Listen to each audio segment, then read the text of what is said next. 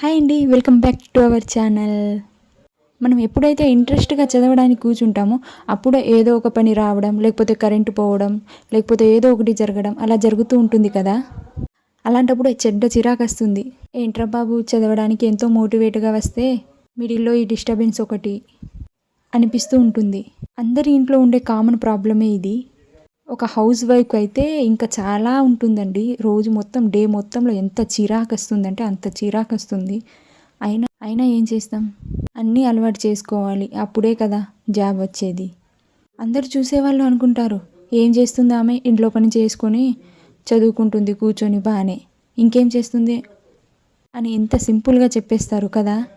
ఒక్కసారి వాళ్ళ ప్లేస్లో ఉండి చూడండి, అప్పుడు అర్థమవుతుంది ఎవరికైనా. చదవాలంటే చదవడానికి ఒక బ్రెయిన్ ఉంటే సరిపోదండి. చదవడానికి కావాల్సిన ఇంట్రెస్ట్, దానికి తగ్గట్టు వాతావరణం, మళ్ళీ ఏ డిస్టర్బెన్స్ ఉండకూడదు. ఇంకా బ్రెయిన్లో అనేక రకమైన ఎదవ ఆలోచనలు వస్తూ ఉంటాయి. అసలు ఎంత చదివినా ఈ జాబ్ వస్తుందా రాదా అన్న ఒక డౌట్. అవన్నీ డౌట్లని పక్కన పెట్టి చదువుదామని ఇంట్రెస్ట్గా కూర్చుంటే అప్పుడే ఏదో ఒక లొల్లి. ఇలాంటివి ప్రాబ్లమ్స్ డేలో చాలానే చూస్తూ ఉంటాం. కానీ చెప్పేవాళ్ళు మాత్రం ఈజీగా చెప్పేస్తూ ఉంటారు కదా, ఏం చేస్తుంది ఆమె, చదువుతుంది అంతే కదా అని. నరం లేని నాలుక కదా, తెగదు ఊడదు ఎంత మాట్లాడినా, అందుకే మాట్లాడుతూనే ఉంటారు ఏదో ఒకటి. అవన్నీ మనం పట్టించుకోకూడదండి. మనకు నచ్చిన పని కోసం మనం కష్టపడుతున్నాం, అలాంటప్పుడు ఇవన్నీ పట్టించుకోకూడదు. అందరికీ ఒక చిరునవ్వుతో సమాధానం ఇస్తూ వెళ్ళాలి.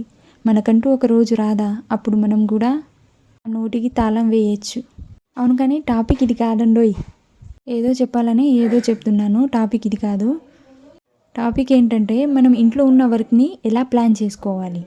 అంటే ఇంట్లో ఉన్న వర్క్ని కూడా ప్లాన్ చేసుకోవాలా అని అడిగితే ప్లాన్ చేసుకోవాలండి. అంటే మనం మార్నింగ్ లేచి వంట ఏది ప్రిపేర్ చేయాలి, ఏంటి, ఏం వర్క్ ఉన్నా, మనకి ఏ వర్క్ అయినా సరే ఆ వర్క్ని మనం ప్లాన్ చేసుకుంటూనే చేయాలి. అయితే ఆ వర్క్కి కొద్దిగా ఎక్కువ టైం పట్టకుండా తక్కువ టైం అనేది పడుతుంది. అంటే మనం స్టడీ పరంగా చూస్తే స్టడీలో కూడా ప్లాన్ చేసుకుంటలేమా, అంటే టైం టేబుల్ వేసుకుంటలేమా, ఈరోజు ఏం చదవాలి ఏంటి అనేది టైం టేబుల్ వేసుకొని ఒక క్లారిటీతోనే చదువుతున్నాం కదా. అలాంటప్పుడే మనం అనుకున్న గోల్ని రీచ్ అవుతున్నాం. అంటే ఈరోజు ఎన్ని చదవాలి, ఏంటి, ఏ సబ్జెక్ట్ చదవాలన్నది మనం ఒక టైం టేబుల్ వేసుకుంటున్నాం కాబట్టే ఈరోజు ఏం కంప్లీట్ చేయాలనుకున్నది అది కంప్లీట్ చేస్తున్నాం.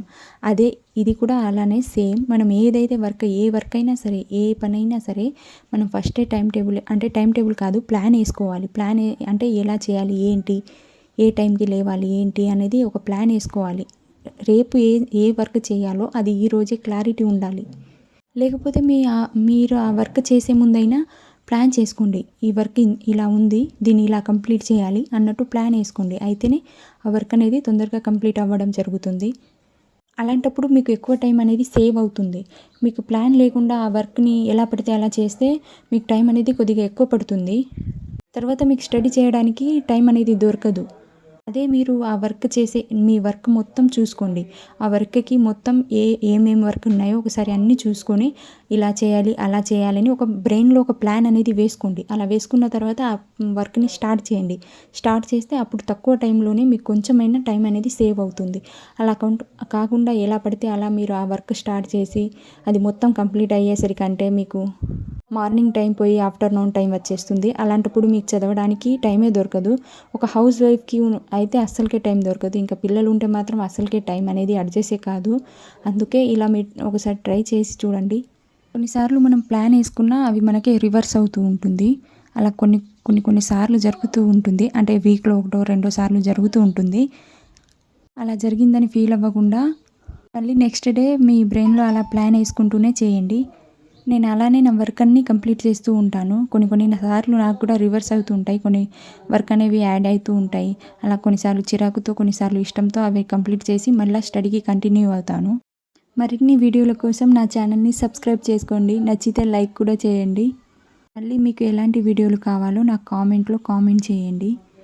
ఇంకేమైనా డౌట్స్ ఉంటే కూడా అడగండి. సక్సెస్ తర్వాత మౌనంగా ఉంటావో ఉండవో నీ ఇష్టం, కానీ మౌనంగా ఉంటే మాత్రం కంపల్సరీ సక్సెస్ అవుతారని.